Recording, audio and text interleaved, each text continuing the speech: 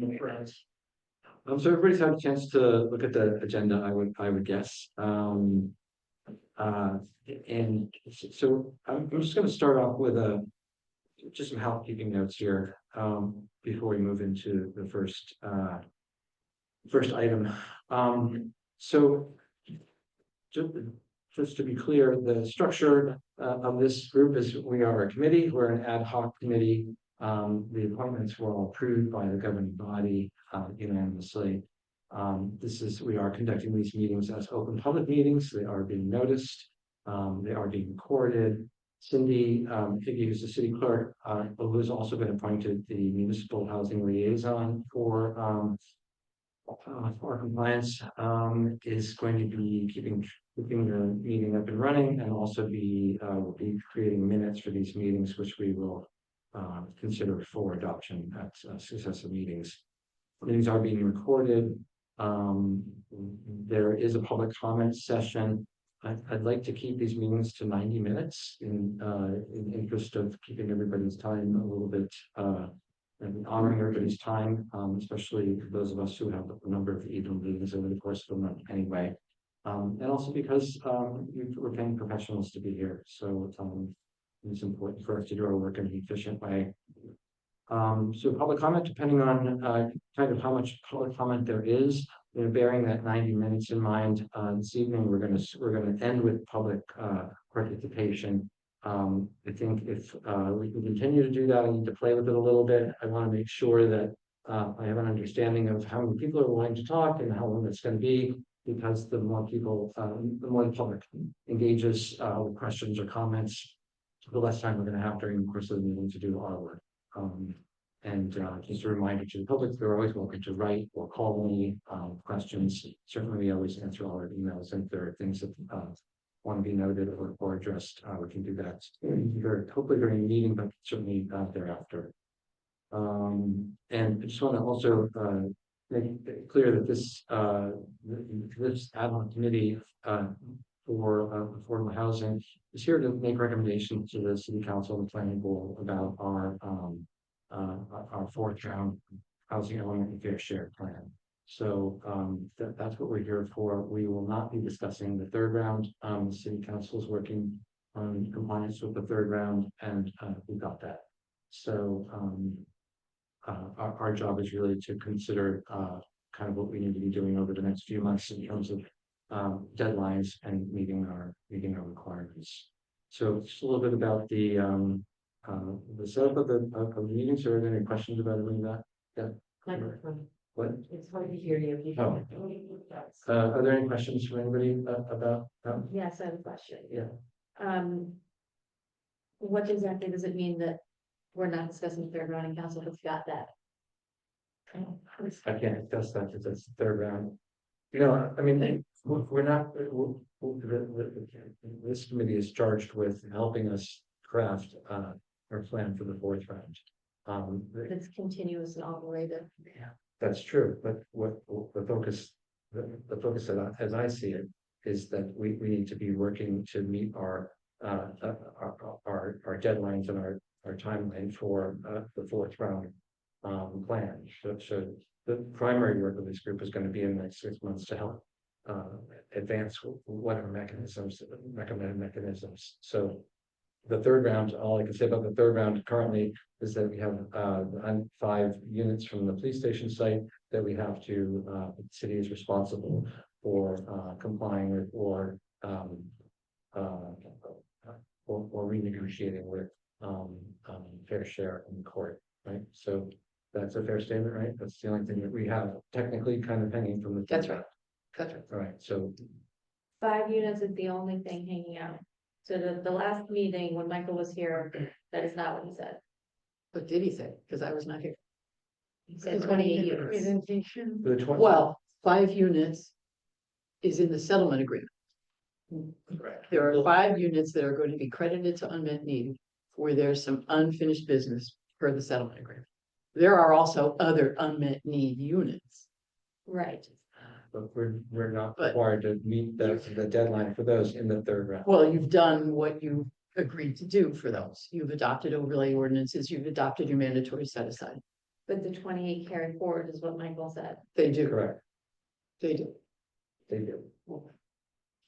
So we are talking about the third round requirements anyway, But- unmet requirements. Well, insofar as that number continues, yes, right. Okay. I say that's the point she's trying to make better. We don't, The total number, but if we don't need it in the third round, it's not like we just say, hey, we didn't do it. We gotta Right. deal with it in the fourth round. So Correct. That's Yes. what we're trying to. so it's the 39 plus the 28 plus the 5. Yeah. Right. I think the 5 is in the 28. but 5 I'm is not 28, sure. excuse me. So it's the 39 plus the 28. Okay. Okay, And we'll talk more about that when we get to mechanisms. right. Yeah, that was one of the things that was on my mind too, because I think we kind of need to have a holistic approach, because we don't want to, in our hurry, to try to develop something, at least my opinion, for the fourth round, you don't want to necessarily cut something off that would have been more beneficial in fulfilling our third round needs. So at some level, like I say, there's a lot of moving pieces to this, but we have to I kind of feel like we need to look at all of them so that we understand how they interact with each other, because they're not independent. Correct. The total number is the total number between both rounds, right? So that's the number. And you're right, we should be looking at the total number that we will need to meet, not just the third, not just the fourth round. Absolutely. And so that will be part and parcel of the work that we have to, the things that we have to do before the end of June. So we'll be talking about doing as much as we can over the course of the next few months. So sorry if I wasn't clear about that. So any other questions there? Yes, but I'll hold them. No, please. Well, no, I think it's better. Okay. I made preempting, so. Okay. All right. Any other questions? So we need to establish a meeting schedule. So when we originally sort of had it looks like most people can meet this night every month for the next few months. Is that true, that the fourth Wednesday of the month is good for everybody? Sure. Yes. Okay. All right. Yes, So sorry, the microphone can't hear me rattle my head, yes. Okay, so that's one meeting, so we'll have that meeting set up through the end of June. I would also say, I see this as two meetings a month through the end of June until we get that plan submitted, and then we can, we can determine kind of to what extent the community will continue, whether it's monthly, whether it's, maybe pared down if people are, are ready to step off, whatever. I'm more than happy to keep going and to keep having conversations in the public realm as long as it takes for us to all feel comfortable that we are working tirelessly to make, not just make our numbers, but hopefully exceed them. So we've got now the fourth Wednesday. There was some people expressed a wish possibly to do something during the daytime. Is that some, do people have flexibility during the day? I know not everybody, Julie, you. I mean, I can make it work, but like I can't, if a work obligation comes up, I can say no, I have this thing. Understood? I think it'd be very difficult for me to say every month I would be free on this day, and that schedule is pretty tough, but if I'm available, I'm happy to do it, and sometimes I could participate via Zoom too, so. Okay. Michelle Harris? Yeah, ditto what Julia and Evan said. I can generally be available, but if work things come up that are unavoidable, I'd have to decline this. I think that's fine. I think it's inevitable that people are not going to be able to make all these meetings. So I do think it would be nice to offer a daytime meeting for professionals, for people who may not want to come out on things who are retired or whatever, for city staff Or cold. or cold. So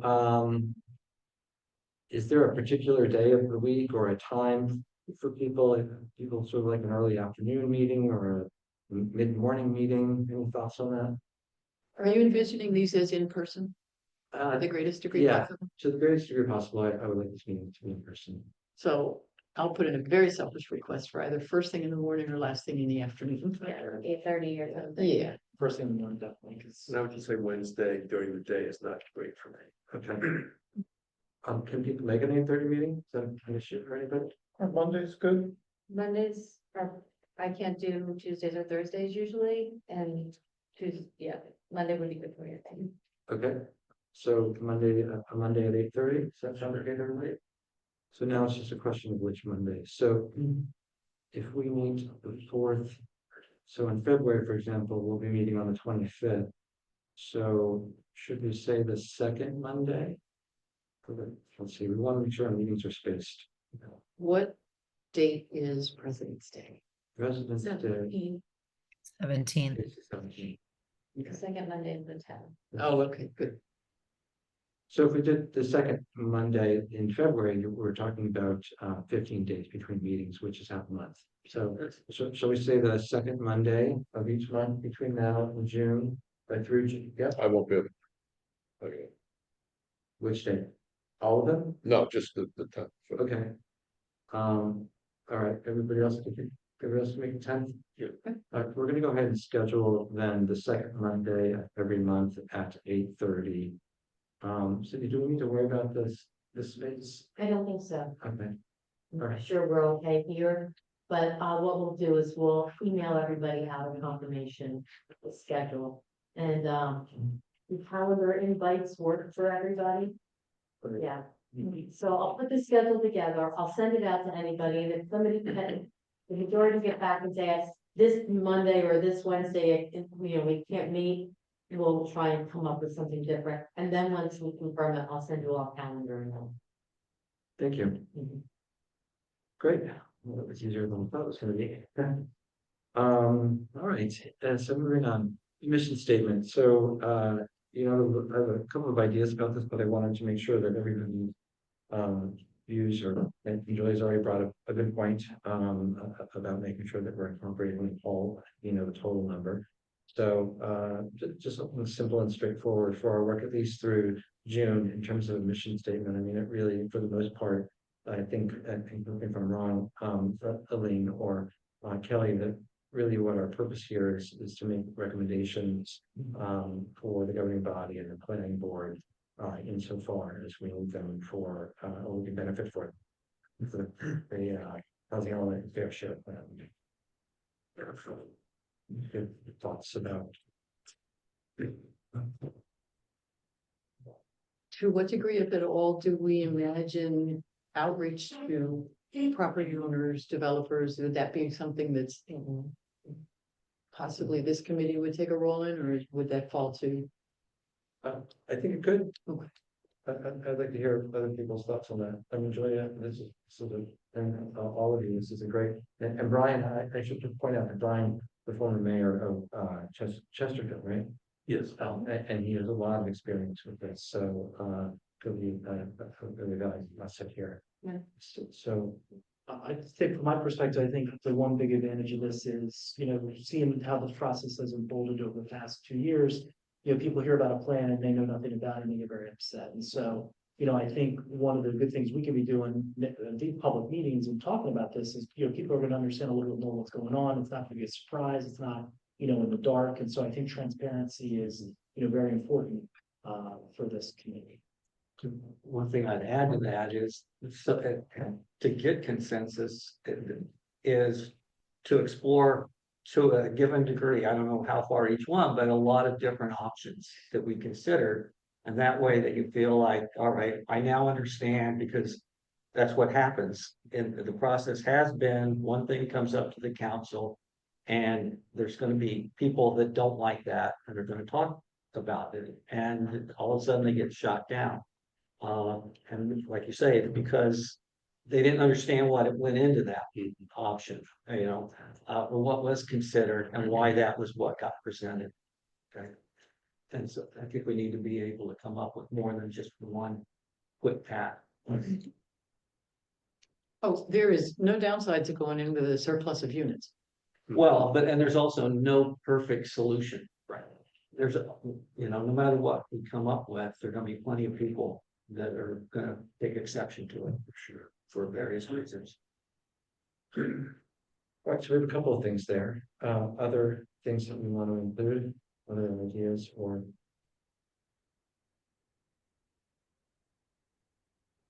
I'll just throw out one other thing too, and it's no offense to anyone who was part of the process before, but I think the way that we've been doing this in the past has not been particularly effective. And I think that We, as Paul said, I think, we just want to at least explore all these alternatives and, when we do go to the public, if it's a plan they don't necessarily like, they should at least be comforted by the fact that we looked into everything and we're trying to make the best decision with the options that are available. And I think a lot of people have not been able to see that because of this process. If I can mention, kind of related to what Evan's talking about, I think it is an admirable but unrealistic expectation of all of the members of our community to know and understand all of the details of this and attend every meeting and read every document. So I think part of what has been challenging is that when people do drop into the key sessions where we're talking about affordable housing, it's a really complicated issue. And even just tracking the numbers, right? Plus this, minus that, carried over from the last round, all these terms and things. I've been paying attention, and it's still really difficult to kind of retain that. And so if we want people to be embracing the idea, asking intelligent questions and being involved in that way, and I think we need to do whatever it is we can to make sure that our presentation of fact and presentation of process are really well articulated to the community so that they can understand, and we don't spend all of our meetings kind of answering the basic questions over and over and still losing audience, right? I think there's a better way. There's some way to improve that messaging so that people can really stay engaged and feel like they're understanding. I'm not saying I particularly at the moment have a solution for that about the infographic that can be presented or whatever, but I do think it's something that we need to work on and make sure that we're prepared to address people's questions with something that's effective. My other thought is kind of going to the perspective. It's not so much a question, but the perspective I'm coming in with this is we need to make numbers, but I'm also interested in how do we make those numbers in a way that really kind of takes care of people and isn't just about checking the boxes, right? Part of that is engaging the community. Part of it is looking at this in terms of how maybe are our numbers integrating into our community.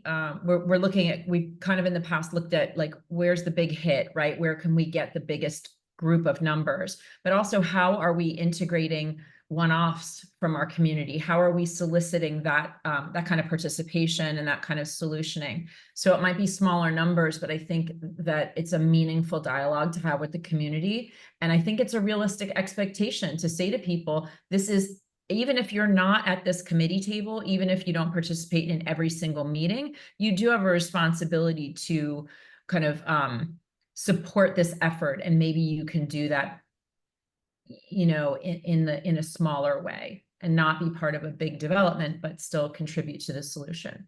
So those are the kinds of things I'll be hoping to hear and add to the conversation. I think that's a great point, Michelle. You know, we have to look at this in many different ways and many different means to get numbers, whether they're small numbers or large numbers across the city.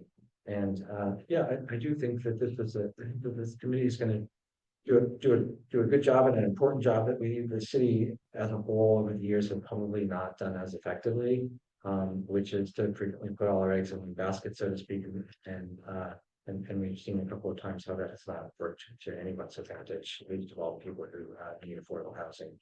So yes, thank you for that. Okay, so I've got a couple of things here.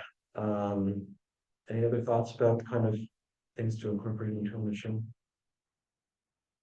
I think on the theme of transparency, just like being able to give residents some idea of like realistic impacts that adding 67 new housing units to the city could have, like incorporating like implementations in other like New Jersey communities. Yes. Yeah, that's a great point. And one of the things I was going to ask one of committee members to do this over the course of the next few weeks is put together a fairly straightforward FAQ. And there's some really great resources out there. So what frequently asked questions? Yeah, so we have a lot of information on the city website, a lot, and a lot of it is very dense and technical and not always easy to get your head around. But I would, for example, today I took a quick look online. Westfield and Milburn both have very straightforward Q&As on their websites. What is this? What is that? I mean, I've got some examples of them, and they're the exact same kind of things I think that we should be putting out to the community that are, they're just like, okay, here's 10 questions. And how is it going to impact you in terms of your schools, your police? What happens when you have a large development in terms of, utilities or the environmental kind of concerns or whatever it is, right? And what's a military friendly lawsuit? What's immunity? It's just the super most basic questions that a lot of us, have taken a long time to sort of get to familiarize ourselves with, but doesn't have a high level of kind of understanding out there in the broader community. So I think that that's part of kind of keeping the public informed about the process and about what the whole thing is. I think that's, an FAQ is great, but and he should talk to some degree about impact, but let's be honest about how those impact numbers are often used, which is to say we don't need or we don't have enough space for affordable housing. So let's just be mindful of what we present, how we present it, and where it's derived from. Absolutely. We can, as a group, we can look at some questions and make sure that we meet the questions and the questions that are important for our community to have answered. Absolutely. Yeah. I think with what Sean was saying too, I think, sometimes, those numbers sometimes get increased throughout the community, it's more stuff. And so I think if the city does take a position on and gives informed information, that can also help quell that, because it's not a runaway number. We have facts and, we've relied on the professionals to tell us how many cars are going to be coming and that type of thing. But those are questions that I think, I get asked the most honestly about this. And I think that's good that you brought that up, because a lot of people don't necessarily care about our obligation and care how is this going to affect them in their everyday life. And, I think there's a lot of misinformation reported about that too. So the city does have information about that, hopefully. Just one other thing, it's not, it isn't just entirely about the numbers. I mean, there's a lot of scholarship like on how to do this right and how some of this has worked in the past. And I think that's going to inform the way we think about it over time. I assume professionals will bring this to us and we'll have a chance to read that. I think it would be important for the public to have access to that as well, to understand that, creating a gulag somewhere isn't really the ideal way to do affordable housing, that integrating it into the community has a significant positive impact, so that we're sort of all on the same page to some extent philosophically. But if we're only informed by that and that's not available for the public to understand, then that's going to be another level of education that we're going to have to undertake here at the meetings, which I don't think would be it will feel defensive if we're doing it at the meeting and we haven't put that material out there. I'll say this just as a reminder to myself. Fair Share Housing Center has put together a really well done guide to the fourth round. And I meant to at least provide a copy, but it's really excellent. Just in terms of here's how you can do it so that it enhances your community. And I think it'd be useful for anybody who's interested to read that. So I will send that to you. Thank you. I'll send it around to everybody. Yeah. And we'll put it on the website. There you go. Great stuff. Yeah. Good. Having these meetings, having this group is going to be really important, I think, in awareness with public in so many ways. I'm glad that we're doing it. All right. So unless there are any more thoughts about the mission, I think rather than trying to wordsmith something here, if everybody's okay, I'll either take a crack at it or I'll ask some help from one or two people. And we'll put something out in the next week or two for me to take a look at, and we'll talk about it at the next meeting if everybody's okay with that. Right. So I want to turn this over, I think, to Elaine for a little bit to really start talking a little bit more about our timelines and our deadlines. Did everybody spend some time looking at things on the website, and at least familiarizing yourself with what our immediate deadlines are? Okay, so I'm still going to ask you just to take a couple of minutes to go through what we just did. Yeah. But the Yes. month and kind of where we are at least till June. You are early adopters. You have adopted the binding resolution that you are required to adopt by January 31st that stipulates to what what the city's fourth round obligation will be. You accepted the TCA numbers, which we recommended you do. To challenge them would involve a significant amount of work to prove that a lower number still followed the formula in the law. And once you do that, you run the risk of somebody coming in and saying, yes, but you didn't think about this, and that will take your number up.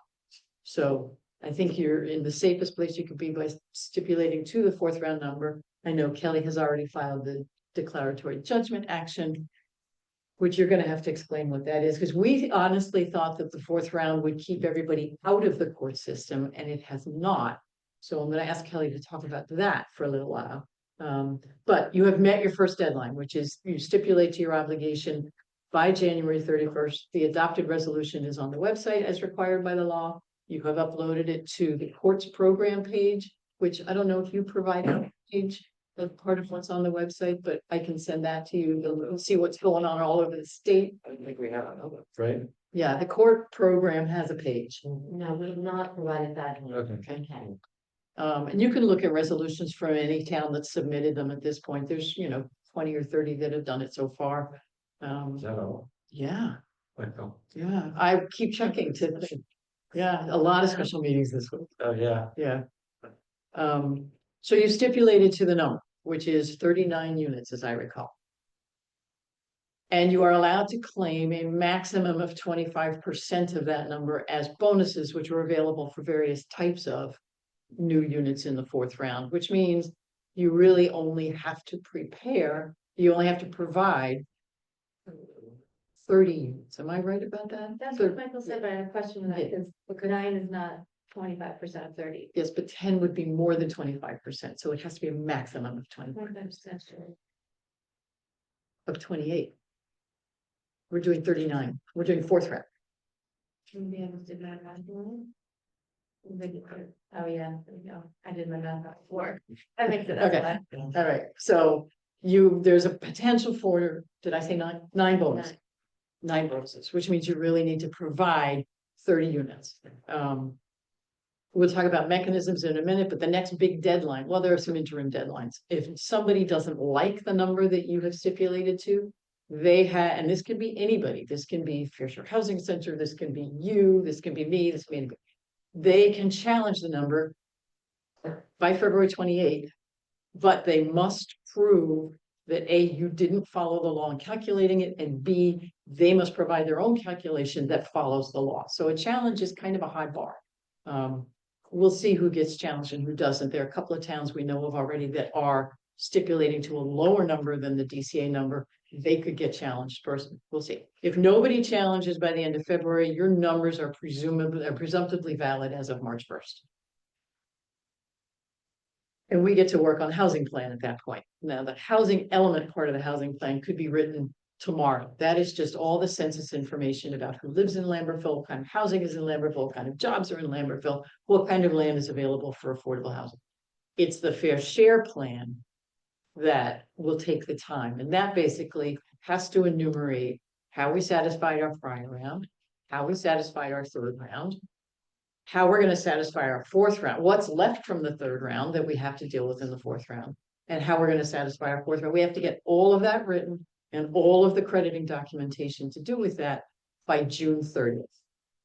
Extensions are available with permission. Thank goodness, because we have 28 of those to write. But assuming we get yours done by June 30th, it gets adopted by the planning board. Any implementing ordinances will be may be provided in draft form. They don't have to be adopted by anyone. Because again, there can be challenges. So the challenge that has to be done by February is just to the number. The challenge after June 30th is, oh, that property is not a realistic opportunity, or you left this property out and I want to build 100 units right here and I'll satisfy your entire obligation. So those challenges come, I think, by the end of August and have to be resolved by the end of the year. You may have to adopt an amended housing plan, et cetera, et cetera. Then your implementing ordinances get adopted by March of 2026. When does the planning board have to? You have to before June 30th. But the governing body does not have to endorse it by June 30th. It would be great if you had scheduled if your meetings allowed you to do that, but that is not required. The planning board resolution of adoption is what's required.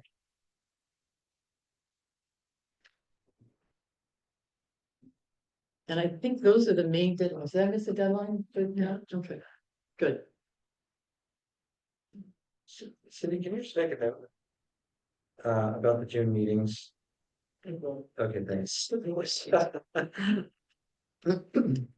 All right, so we really, February, March, April. Yeah, yeah. We've got- You and every other town in New Jersey, yeah. Yeah. But truly, there is a grace period available. You just ask for it. I don't know what the process is for that, but it's in the law that a grace period can be requested. All that does is if you get, for example, a 60-day grace period, it bumps all the subsequent deadlines 60 days. We're gonna try and stick to the deadlines. Yes, we are. Yes, we are. Yes, we are. That's always good to stick to the deadline. Yeah. Well, as I said, you're early adopters. You've beaten the first deadline, so you're off to a good start. All right, did you wanna? I thought maybe Kelly wanted to talk about what's involved in a declaratory judgment action. Yes, because that's the process that we now have to follow. There's a directive from the court that said everybody has to file a declaratory judgment action to kick this process off. Yes, no matter if you're accepting or rejecting the initial obligation. So we knew when everything first came out, if you were not going to accept the number, you certainly would have to file a declaratory judgment action, just like we did in round 3. You had to get this started by going to the court, affirmatively seeking an order. And then a directive came out through December, did I think? Yeah, maybe 3-4 weeks ago, that expanded upon the law. I say it was like the 20th or so. There's December 18th. Yeah, Yeah. and there it said, yes, even if you are agreeing to your number, the initial law didn't put out a mechanism to handle that, so go back to court. So we did. So within 48 hours of your resolution, we filed a declaratory judgment action, and that is just a complaint. It sounds like a lot, but we outline jurisdiction, we outline our history of affordable housing and how we've been compliant. And then we are seeking an order from the judge, again, granting us immunity from builders' remedy lawsuits. We'll also ask for a finding that our number, our obligation, this is our obligation. This is the number. There was no body to say, yes, 39 is okay. So the judge would be the person to do it, barring an objection before the 28th. And then we'll ask to again approve the spending plan. So we have money in the trust fund. That's a continued request. We have our trust fund approved from the 3rd round. So if there's money for any of these compliance mechanisms that we're going to get involved with, we can use the money that we have. So we ask for, and that will be part of the order. And really that's what we're seeking. In the normal course, it's a complaint. When you file a complaint, you're starting litigation, and in the normal course, parties would respond within 35 days. Round 3, we had to send the complaint to hundreds of people. It was anybody that raised their hand. It was certain folks that were set out in the Supreme Court decision, neighboring municipalities. Interestingly, in the 4th round, there are no service obligations. Again, Elaine's referenced the website where people can go on and look, but telling the free world we filed, we have, they know we've done the resolution, that's the rules, but we're agreeing to the number, so I don't suspect anybody coming forward. Normally it's 35 days to file an answer to a complaint. That would be with a defendant or an intervening party, because we're not suing anybody. I'll step back. When you start if you want to sue somebody, personal injury or what have you, they're plaintiff and defendant, so you serve the defendant. Here and under declaratory judgment, we're just again asking for an order affirming what we want. We want the obligation, we want to use our spending plan, we want to be in compliance, and we want immunity. So that though, folks can respond to. They have by the 28th, if they respond, we'll respond. And if not, I would suspect, just like all the other municipalities, the judges will be issuing orders. But that is unclear. It's too early to see what that's going to look like. Of course, when we file, we submit a form of order that we want, everything outlined as we are seeking, but the courts may, I could see all case management call or 2 or 3, just to, before signing blanket orders. That would be traditional. In the affordable housing realm and in regular litigation matters. And I will say that the law that was passed in March covers whether or not the court issues an actual order by saying the number is presumptively valid as of March 1st. The town is presumed to have immunity as of March 1st, et cetera, et cetera. One thing Kelly said, well, everything Kelly said, but one thing in particular is important, and that is we have expressed our intent to be compliant. And that's important because now that everything is going through the courts, there are good actor DJ filers and there are bad actor DJ filers. The bad actors are not going to be allowed to use their trust funds for this if they're fighting. But the fact that we have said we intend to be compliant means we should have trust funds available to us to the extent possible to pay for some of this, to pay for the administrative end of it. And certainly the funds are there to pay for actual housing. Good. Questions?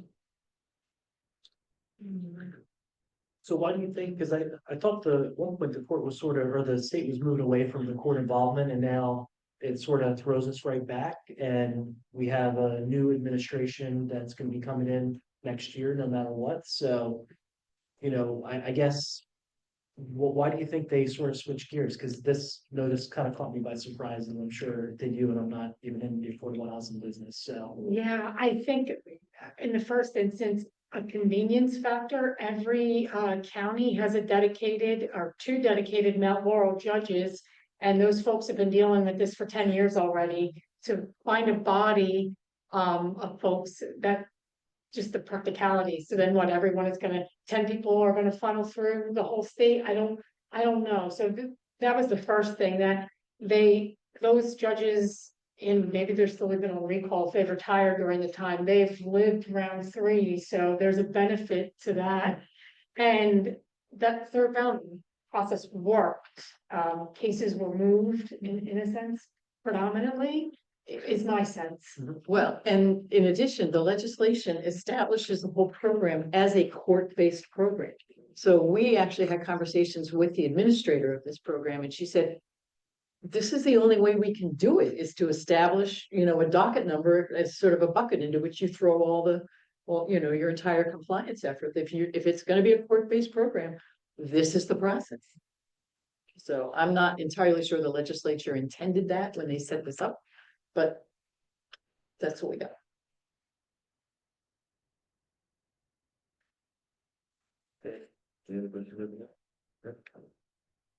All right.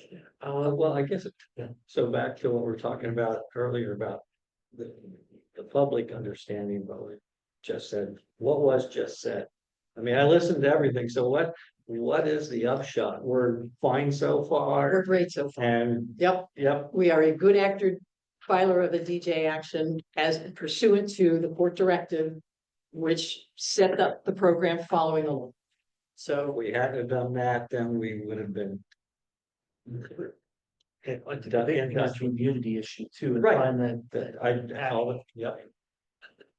That's what we need, yeah. So Michael Sullivan always says it's about the immunity. 100%. Yeah. Are the judges who would be reviewing whatever we do here? Have they reviewed Lambertville before? In other words, are these knowledgeable about the history of? Well, Judge Miller is the head of the program, there's a group of judges that comprise the program, so yes. Okay. And He's Judge like Jacob- 50 different Yeah. municipalities. And Judge Jacobson is the Mercer County judge who ruled in the Princeton case that established the methodology, so they're very conversant. I heard you say something about county jurisdictions or somebody said. Billy said it. Oh, just That's a different judge then, or is that? no, when you file a complaint, you just set out basic facts. You say, you know, Lambert, Pilsen, Hunterdon County. This is what we've done in the first round, the second round. So we're gonna hopefully have the same judge, Judge Miller again. It would make sense. Oh, yeah, so. He really does know the issues, and he's from Somerville, so he knows Lambertville really well, and he was a very well respected judge, and he's on recall. And I think the other reason, I mean, we don't have enough judges right now in New Jersey politically and a whole number of other different reasons, so that's why I was kind of surprised that they want the court to do this. But if you have judges that are retired on recall, they actually have more time, so that actually does make a lot of sense, as opposed to a judge who's handling way too many cases to begin with. Judges actually have the time to handle these and, you know, really meet with people and the different municipalities, so that does make sense. And frankly, more has been done under the courts than it was ever done under COA, Absolutely, and they have much more clout, yeah. authority over the developers and. I think it's in the right place. Great. So Elaine, spend a little time just talking about kind of our existing mechanisms and what we'll be looking at doing in the fourth round. So. Obviously, the big question everybody asks is, can we create affordable housing without having to build 5 times the number of units we actually need? Which is what everybody assumes is the only way to generate, let's say 30 units, is to build 150 units and 30 of them would be affordable. Because there's 20% set aside. Right.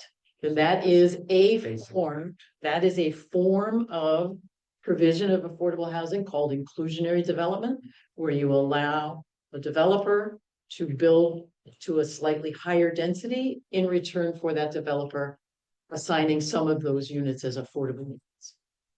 That is one mechanism. There is also what is known as 100% affordable development. That's something like Habitat for Humanity or a tax credit development where all the units, whether it's 5 or 10 or 40 or 70, all the units are affordable. They're all built in one or a series of buildings. Financing those is more challenging, which is why you need either municipal contribution or tax credit financing. It's difficult to do 100% affordable just because of the cost of construction. Back me up on that, Mr. Miller. Yeah. And land, I'm sorry? Oh, and land. cost of land, Yeah, and the cost of land. land has to go in for very little or almost zero Yeah, to make those work. very often for a big tax credit project, 60 or 70 units, the municipality gives the land to the developer. Just deeds it over.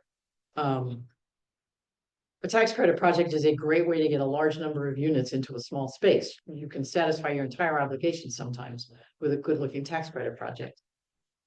It's hard for other reasons. Tax credits are very competitive. There are a lot of things that make tax credit projects hard. So the point is you can build new.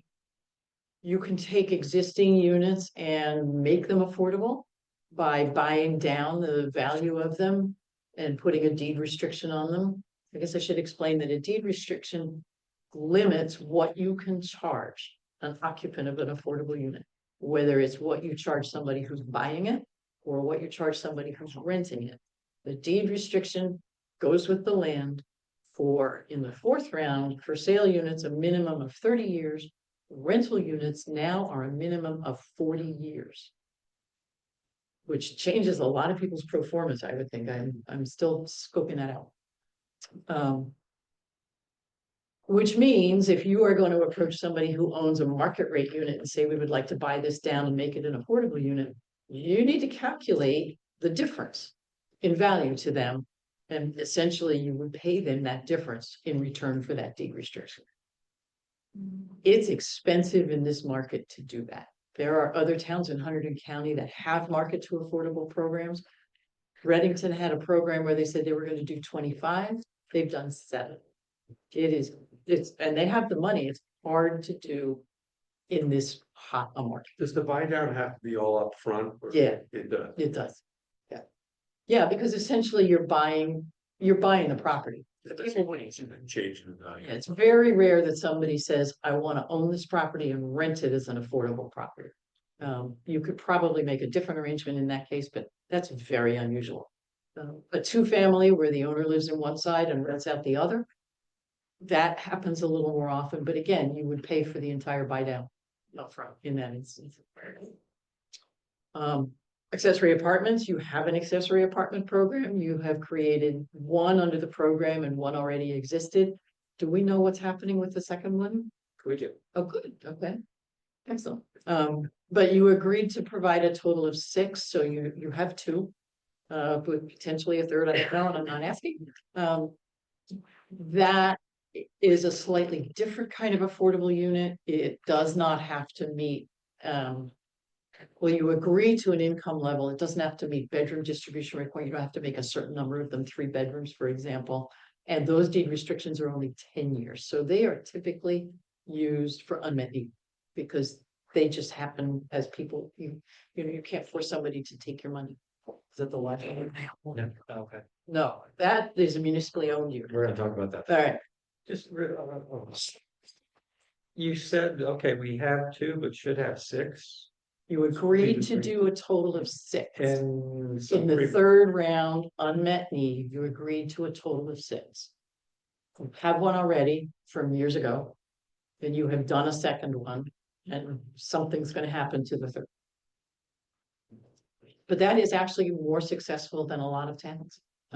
We've got plenty of towns that got accessory apartment programs where they've done 0. So you're ahead on that.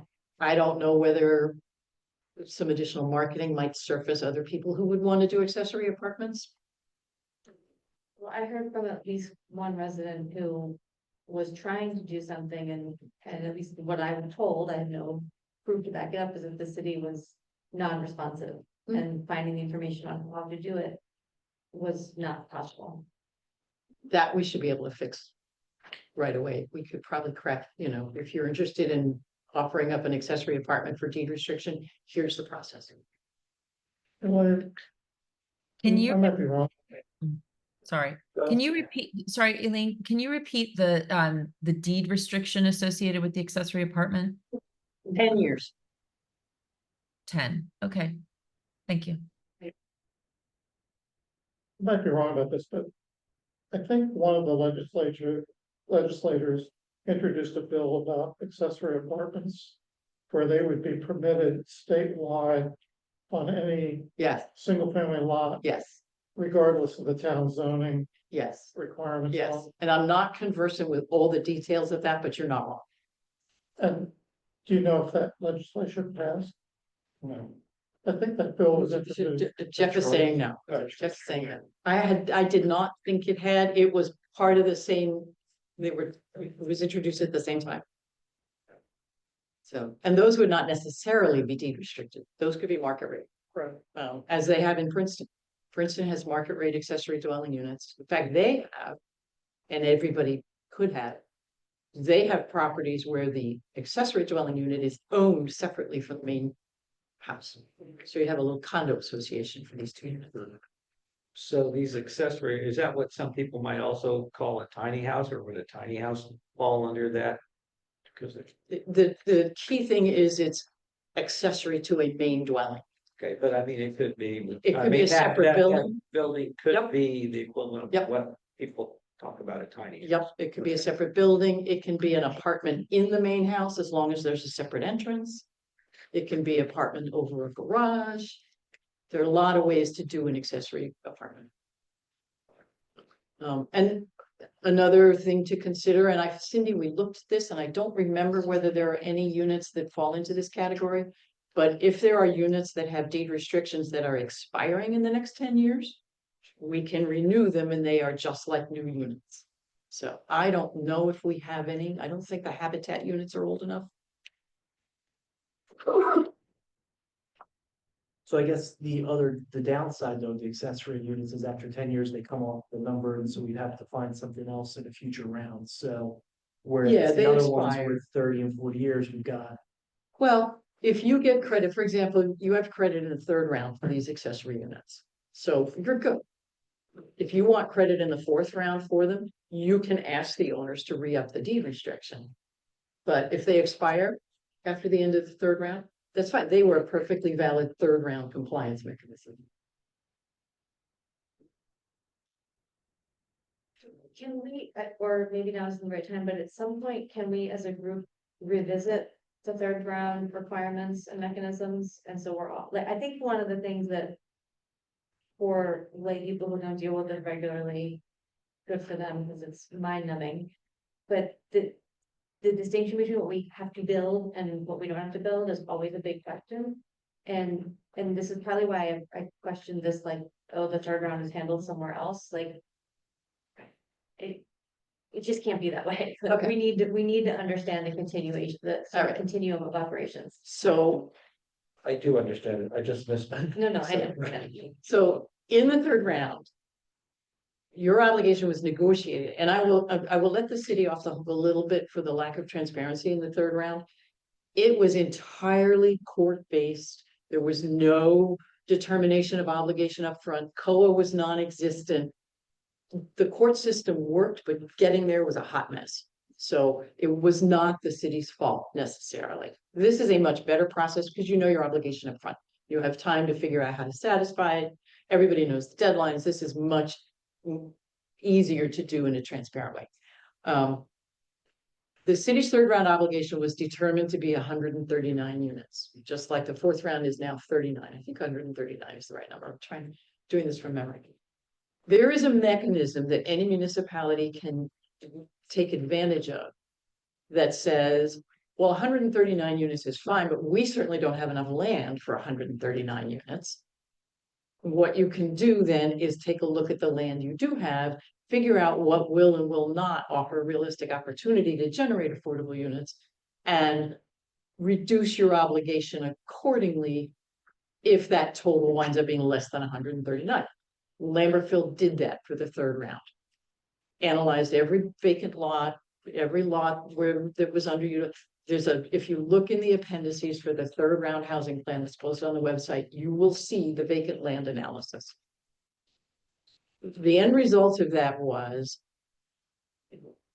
Lambertville was determined to have enough land to generate 88 units. So 88 units is the number Lambertville had to deliver. And once you back out 25% in bonuses, that's what's called the realistic development potential. That's what Lambertville must provide. And when you back out 25% in bonuses, you're at 66 units and 22 bonuses. The balance, 139 minus 88, 137 minus 88, 137 minus 88 is 49 units. Am I right? Please somebody tell me if there's Unmet needs 49. I'm an English major. It's always amusing for me to do math in my head.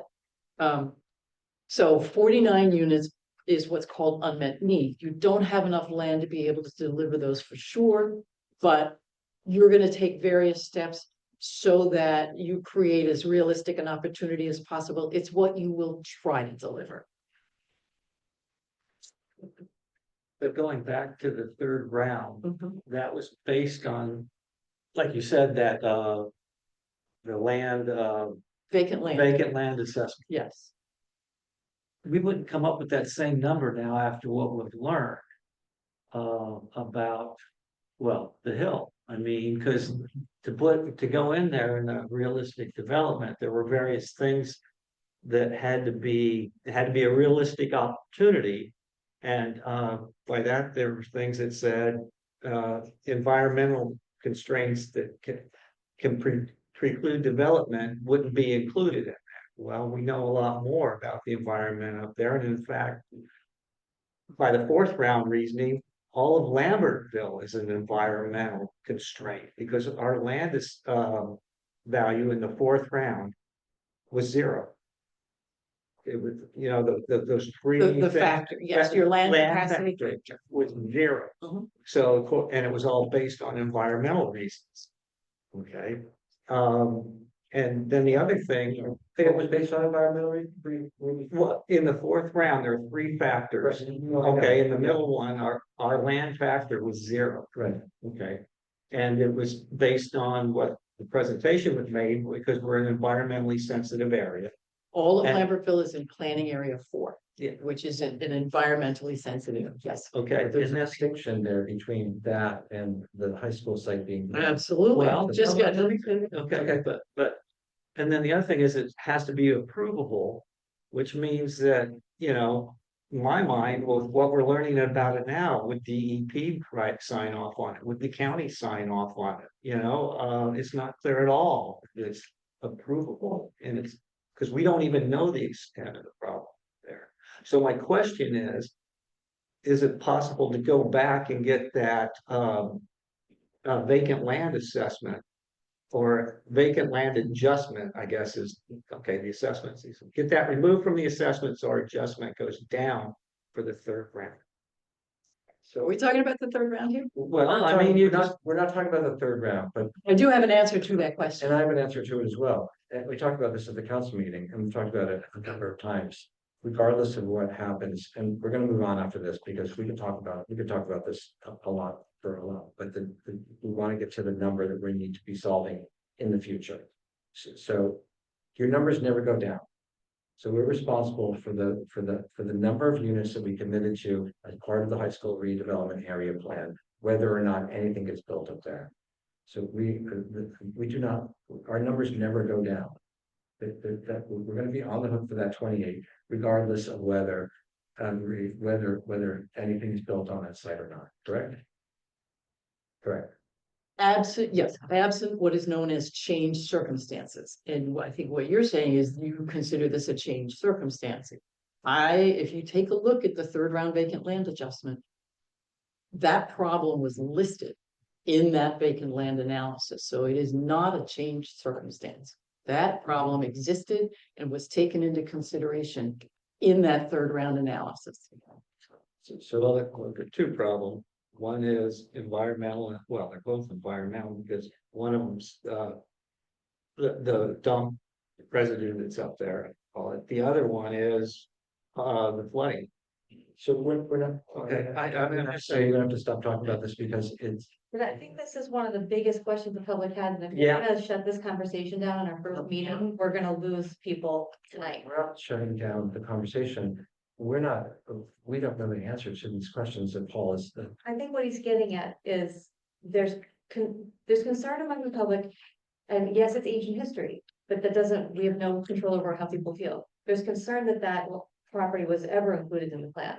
Well, again, we can't change that. But the follow-up question is, if we are going to do another vacant land analysis in the fourth round, can we not include that?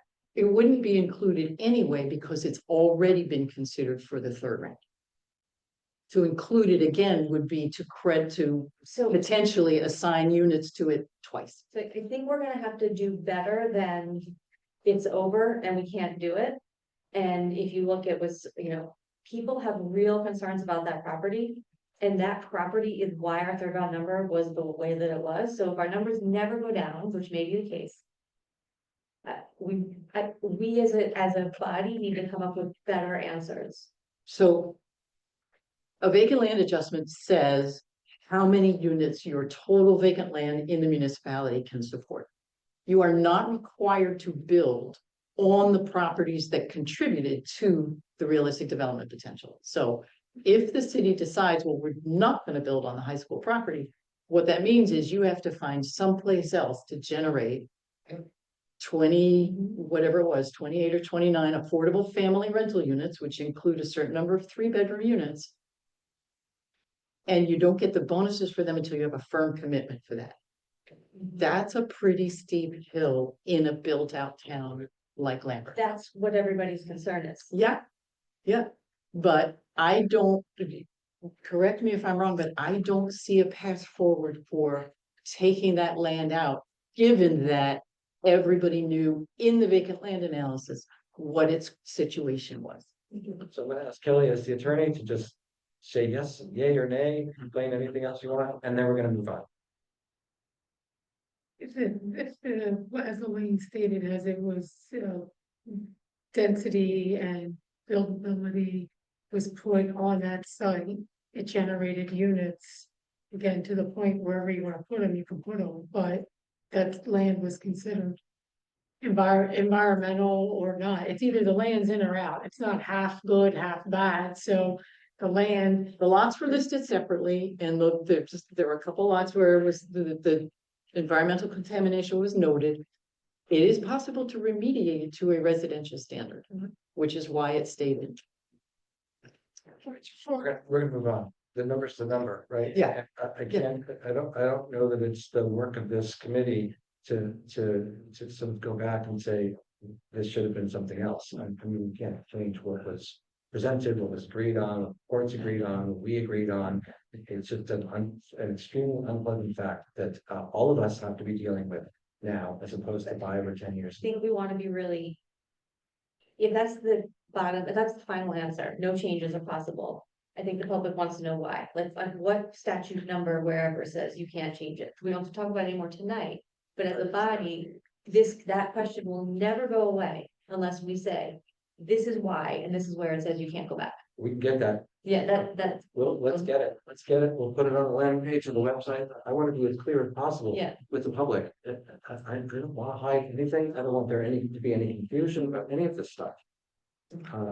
And this is why, you know, in council meetings over the last 6 months, we've said the same thing again and again and again. And at some point, you know, I get frustrated because either the public, either people are not looking for the information, or they're not willing to concede that something was done and we're now in, you know, it's led to a consequence or a series of other things. You know, shy of knocking on 1,800 doors and explaining it, you know, firsthand. You know, the public also has to come to us and has to, but we'll cite it, we'll absolutely cite it, we'll make it a priority. I mean, I think the people asking the questions here are the ones who are reading it, and we just need a better answer than because, that's all I'm saying. And the other thing that's confusing is why then for the 4th round, that sort of thing's not, well. Lambertville is considered to be environmentally sensitive, so that factor is zeroed out for us, which actually lowers our number. Okay. So it's, yeah, people are gonna wanna know why in the 4th round did we not have any land factor in it? That's what it gets down to. It's changed. No, they aren't, but the reason is because we're environmentally sensitive in the one case, and you know, what people are saying is it's environmentally sensitive on the hill that was included in the 3rd. Yeah, unfortunately, they're two totally different formulas and processes. Yeah. You know, Now, but And that is confusing, but I think the people that come to the meeting, I think Elaine's done a good job explaining that it's a different formula now, and you can't apply the 3rd round formula to what we're trying to. oh no, I can't. And Don't forget also, there are 3 factors that went into determining the obligation. The land capacity was just one of them. I actually figured out and got to 39. There you go. Okay, Good job, so Julie. I I'm impressed. you know, I know where that number 39 comes from. All right, the average was 34%. and even though Or we're, point. you know, I think Right. one thing our group can do is, you know, if those units are not gonna be suitable for any reason, we've gotta be looking at where are the other spots in Lambertville that we can put them, because we might not be able to adjust the number, but if it's not gonna be there, well, where are we gonna? Well, it would change our unmet need from our realistic development potential. It would change the ratio back to unmet need. I mean, yes, Not without a change in the vacant land analysis. that's what I'm saying. Yeah. Yeah. But And I think I understand what you're saying, but I don't know if it can move the needle that much, and it's not like it's, you know, it may, but it's not gonna make the problem go away, and so I think. The bigger issue that we can look at is, and you know, maybe looking at, you know, where 295 North Main is, that property there, that was not something that was considered at all for the 3rd Right. round. That's right. It's completely Yeah. out. That's right. Now I've it's, got there's a whole list of them. now we've got I'm this, ready to so- start talking about this stuff. yeah, but so that's where, you know, let's. Shine the light. Yeah. So before we move on, are there a couple of people who want to work on a Q&A? Julie, it sounds like you have some great questions. I mean, maybe 2 people just work on the questions. Michelle could be a great person as well. Do you have a couple of people who just would like to take up coming up with a 12 question and answer? Yeah, Cindy, we actually had one, that Emily and I wrote, and it was on the website for a long time, and I don't have a personal copy, and it has disappeared. Do you have a copy of that? Is that, Just give me a year. What year you when went will Alex Shore be here? I think I know what she's talking about, and I think I have it. as a paper copy, not in here, but I think I know which one. Yeah, Everything. there was one that Emily and I did that was. And Maddie worked on it, and that was up for like a minute, and then Alex edited it and put his version up. So if you have our version, it might be at least a starting point. So. Oh, yeah. All right. Does she, I'll look for it. she started to say something. Michelle, did you have something? I'm sorry. You just need to speak up whenever you have something you need to say. Oh, yeah, no, I have a calendar question we can come back to, but no, for this conversation, I'm just listening intently. Thank you. All right. So Julia, will you take a look at Q&A again into the, I will. okay, can I have a second person volunteer to help? Okay. Well, no, okay, great. Great. Thank you. I'm sorry, who was that? Sean, Thank you. and I'm happy to jump in. Yeah, yes, I think we just, there's a lot of different directions this kind of FAQ could go, so. Yes, yeah. Like, are we trying to explain the mechanisms, or like, what are we? Well, let's talk about it. Let's take a couple. You said you had some good examples from other. Yeah, I mean, I think towns. that, yeah, I mean, it's the basic questions. What's the total number? You know, we don't necessarily have to go down into the rabbit hole of RDP and unmet need and. We think we do. Well, It applies the, well, that's- keep coming back and not Okay, going. so that information's already on the website, right? But there's a lot of information on the website. But That's the purpose of the frequently asked questions, because it's frequently asked. Yeah. I know, but. All right, I'm gonna talk to you. Yeah, well, I'm gonna talk to you and we'll get it we'll squared figure away. it out. But I think we should look at other towns and see if they have stuff that we like, we can obviously. Well, yeah, no, I mean, Nothing that's wrong. Stuff out there. It's not really super easy, and I think that one of them just took the language from the other one, right? It's only 520 towns dealing. Right. So, we don't need to completely reinvent the wheel, so, okay, Yeah, all right, so, did you have anything else you wanted to say? I don't think so. Okay, so I think that we should just really sort of dive in a little bit here. I have a couple things to say about potential projects for the fourth round, right? So there is an ADU that I think is going to move forward. I'm happy to talk to you about that. I need to make sure that you and I are thinking about the exact same place. Okay, But I did speak to the property owner, and there was an extension granted. oh, good, then we are talking about the same. Okay, we are. So that property owner wants to move forward with the ADU. Yay. So that's one. and that would be. Actually, let me ask a question about ADUs, because you're on that. Yep. So the Munis accessory unit that's on our compliance matrix. Got the CO in 2012. So they might be expired and could be renewed. That was my question. Yeah. So we, in the matrix, I think it only lists the CO date. It doesn't list the deed Deed restriction restriction. date. Or single built in. Which company is that? It's the Munis accessory. Oh, okay. Because that was 2012, so that could be a mechanism for Yes, this round. that's- Bring it in, yeah. If it was expired. Where is it? Right here, this column. Oh, no, I. Oh, so I don't need CO. address. Oh, where, Yeah. 118 North Union, Okay, all right. yeah. So we need to look at the deed restriction. Yeah. I mean, yeah, those are full lots. Those are the best ones. It's over the drive. It's- Well, oh, the back. Yeah, it's actually on Zillow for rent right now. Why is it? Oh, that- so. No, that should be, if it's the affordable unit, that should be going through trash. May not be affordable anymore. If that, well, that's true. I'll look into it, Okay. because we do have the, resolution, and I'm not sure if it was zoning board or planning board that they went to. It started the planning board, but then it the wrong board. Because This is it's Munis? accessory. Yeah, so we'll take a look back at that. Yeah, we should know if they're So still, Mr. Munith knows that, because before when the property, we was looking for, somebody to rent it, he contacted us, and we, made sure that they were income qualified through Triad. Yeah. So perhaps it is no longer. My guess would be, that's right, because it's listed online as a full market value apartment for rent above the garage. I just looked at it today. It's not registered. But no, that's part of the, I go through them and see who's not registered. No, I've already got all of this, trust me. So, but it's same thing, so one of the places that's on South May is the whole building's for sale. And I think there is an apartment in there that's previous.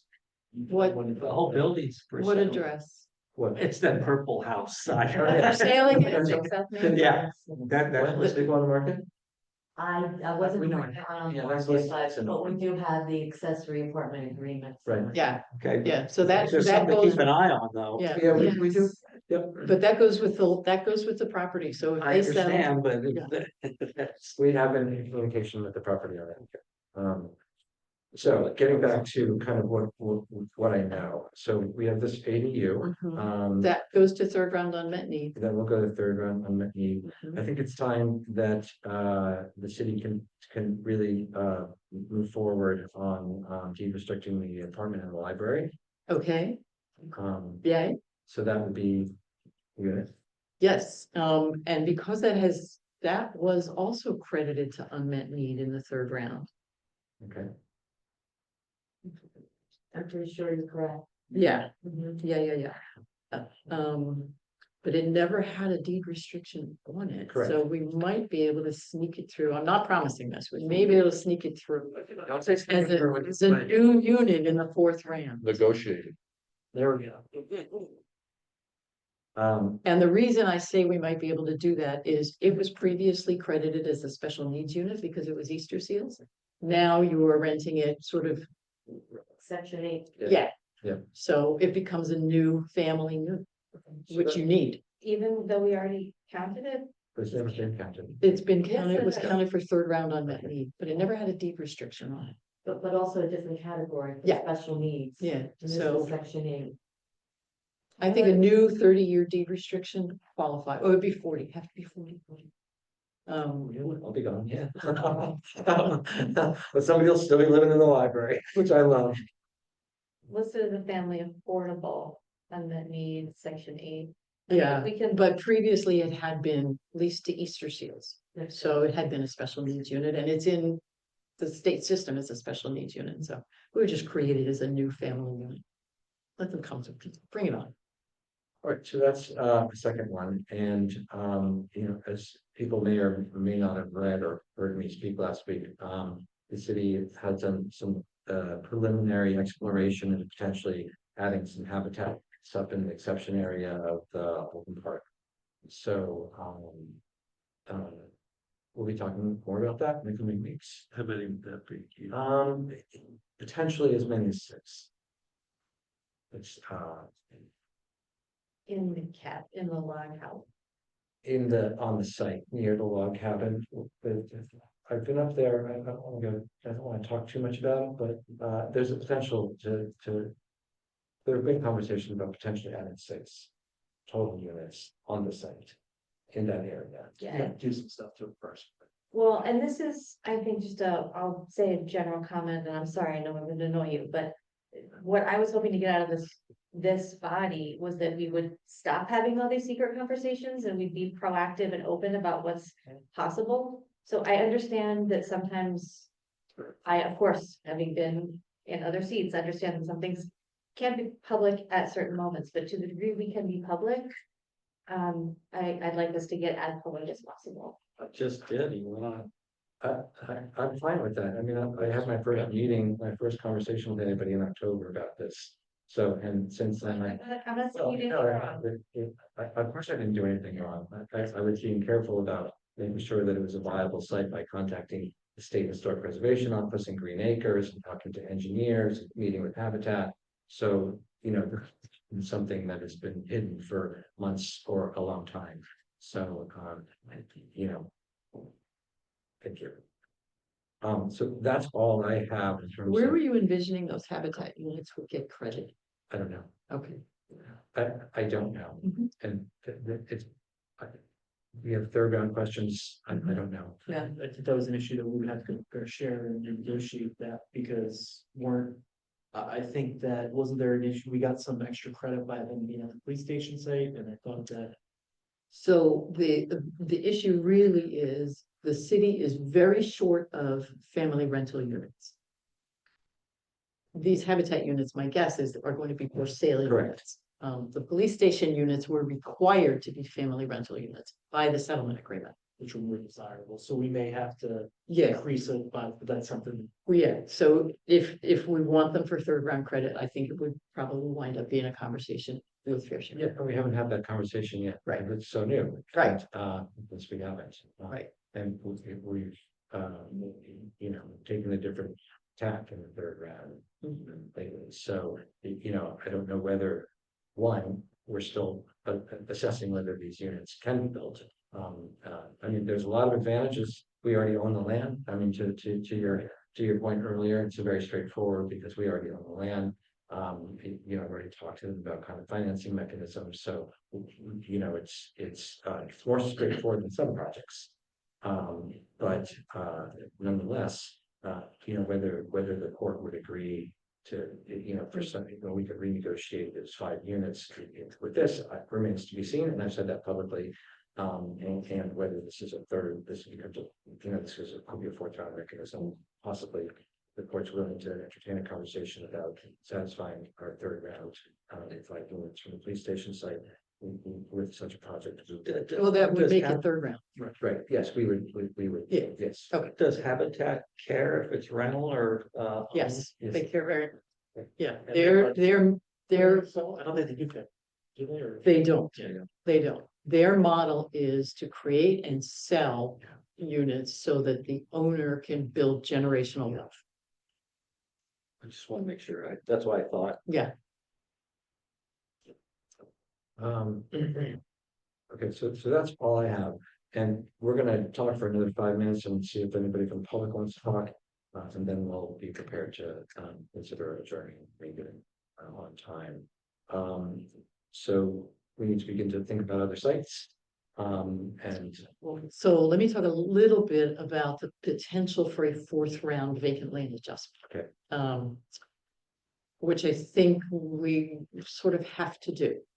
Which is to say, if we say we can satisfy 39 units, 30 units and 9 bonuses in the fourth round, the obvious question is, well, why couldn't you do that with the unmet need in the third round? How come you? So I think a vacant land adjustment will demonstrate that we may not be able to satisfy all 39 units, and we would wind up with another RDP and another unmet need. But the fact that we have not met our third round unmet need means people will look askance if we say we have no problem meeting a 39 unit obligation in the fourth round. What we filed for with the court is, again, acceptance of the obligation. Now, until the plan comes, is how you're gonna fulfill that obligation. Vacant land analysis is a mechanism to fulfill the obligation. If that reduces, which Elaine just explained, how we did it in the third round, if that reduces the 39, you're solving for a different number. And the remainder goes into that unmet need bucket. So that's, now the difference in the fourth round, I'd like to just finish. The difference, sorry. Yeah, there's an unmet need bucket for the fourth round. The difference in the fourth round is, per this new law, 25% of that unmet need, you've got to provide realistic redevelopment opportunities for. What does that mean? That means looking at properties that might be underutilized, that might be old and need to be torn down and rebuilt, things like that. 295 North Main is a perfect example. That's what I was gonna say, what's the status of that? Yeah, well, regardless, I'm gonna make these numbers up. Let's say the vacant land adjustment says we can generate 10 units. So fine, we've got 29 units in our unmet need. 29, so 7, at least 7 units, we have to be able to show that there are redevelopment opportunities in the city that will generate 7 affordable units. Now, those they may not get redeveloped. We have to say this has a realistic chance of being redeveloped in this fourth round. Yeah, I'll pick one. I have no idea if this is realistic or not, but I do know that the Spoke Works building is for sale. Let's say somebody bought that and said, I want to build 2 floors of apartments above that. That's a redevelopment opportunity. It's that kind of thing that we need to identify for 25% of the unmet need if we do a vacant land adjustment. Because I think the legislators realize that the towns that are doing vacant land adjustments are fully built out, and the only way new units are gonna get created is through redevelopment. Elaine, this is Michelle. I have a question related to the vacant land survey, summary, whatever the proper name is, that was done for round 3. And what the implication could be for round 4, or if we think we'd see this again. I noticed on there are a lot of properties that are listed as owner unknown.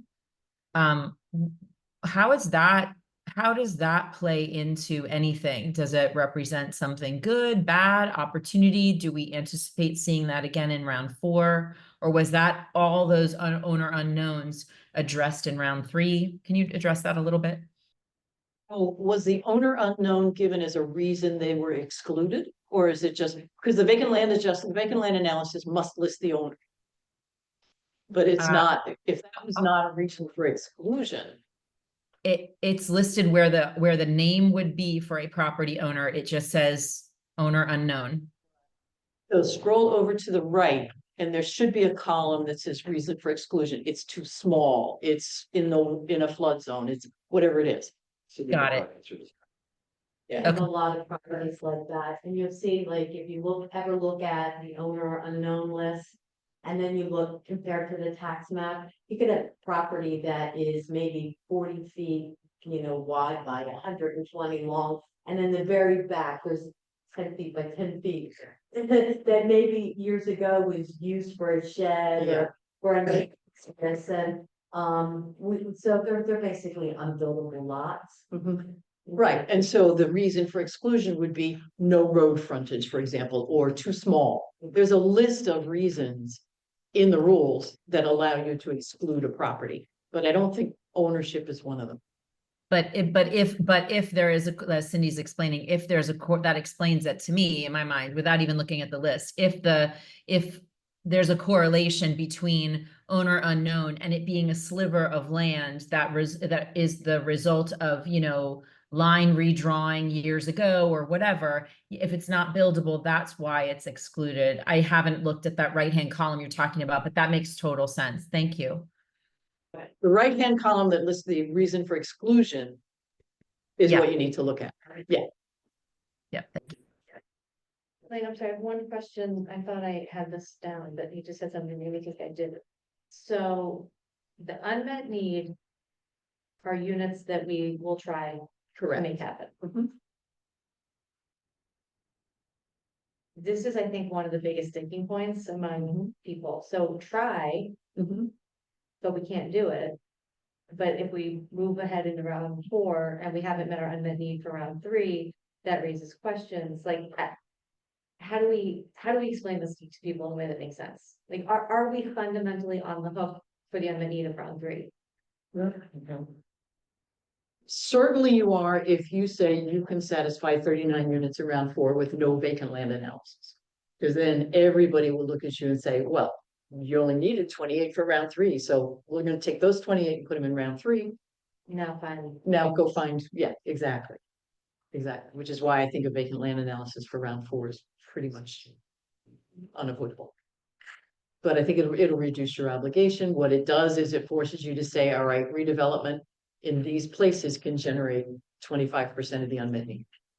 I know, but then again, if we do vacant land analysis and get a reduction based on that, it's the same sort of question. I know the numbers won't go down, but from round 3, it will increase the unmet need, and then that unmet need rolls into this one. So it won't increase the unmet need in round 3. So you'll just bring that up. But we would be starting from the vacant land analysis from round 3. And presumably saying things have changed and that it's now lower than it should. That's why we can't know what I don't know. Because the vacant land analysis for round 3, all those properties that generated the obligation in round 3 can't be counted in round 4. They've already generated their obligation. They're not going to be counted again. So really the onus is on where are we going to find redevelopment opportunities for the unmet. But if we're not building on them, okay. I'm not saying it's going to reduce the overall number. from round three, but if we aren't building on them, they don't count for round four? If they contributed to the round three RDP, Okay, they've done their job. They're not gonna contribute to round four. gotcha. So I know on the city's website, they listed like as part of the, I think the 9 units that we were talking about before out of the 39. Listed where like the Lily Street apartment, and the Hibernian apartments, are those like assumed to be like viable for that or?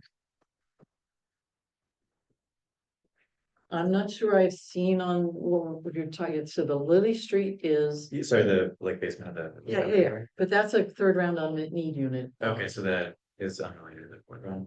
at the moment, unless we put a new deed restriction on and bring it forward, and then it would be a new unit for the fourth round. Got it.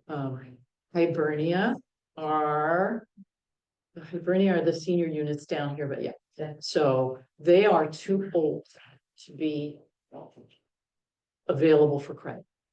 If we found a way to relocate all those residents, and gut rehab them and deed restrict them new for 30 years, they could be new units.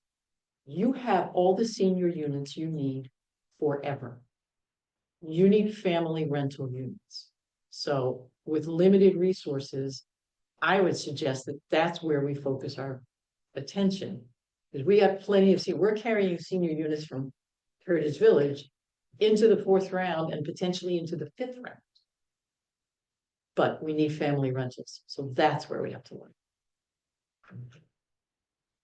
Okay, I'm gonna move into, are there any questions from the public? Yeah, we're gonna keep this to our usual 3 minutes or less. And if you could just say your name and so. Leanna, 249 South Franklin. I didn't hear anything about the cabin in the Clausen farm. Is that included anywhere?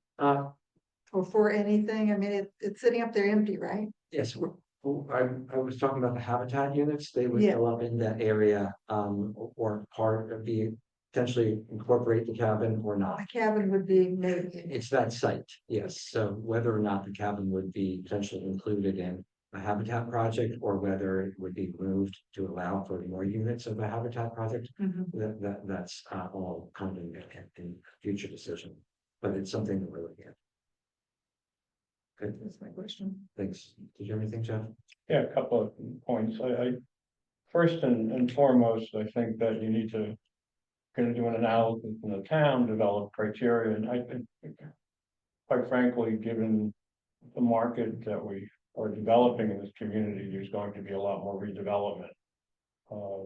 That there are many underutilized sites or sites that are starting to fall away, like the Valparaiso's development there that's mostly sitting empty. We don't know what they're coming in with at Finkel's and the 4 lots that they have there, but that's another example.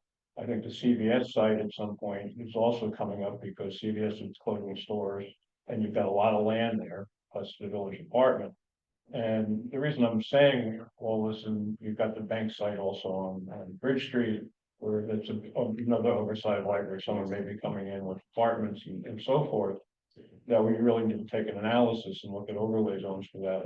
And quite frankly, I think if we don't try to deal with round 3 and the 28 units up there, you know, earlier you said about the public and not understanding. Well, I don't think you're going to get buy-in as long as that is facing people without trying to come up with an alternative for it. And if you can come up with an alternative for that, let's meet round 4, that would be the best of all worlds, because we're not looking to lower our numbers, we're looking to meet our numbers.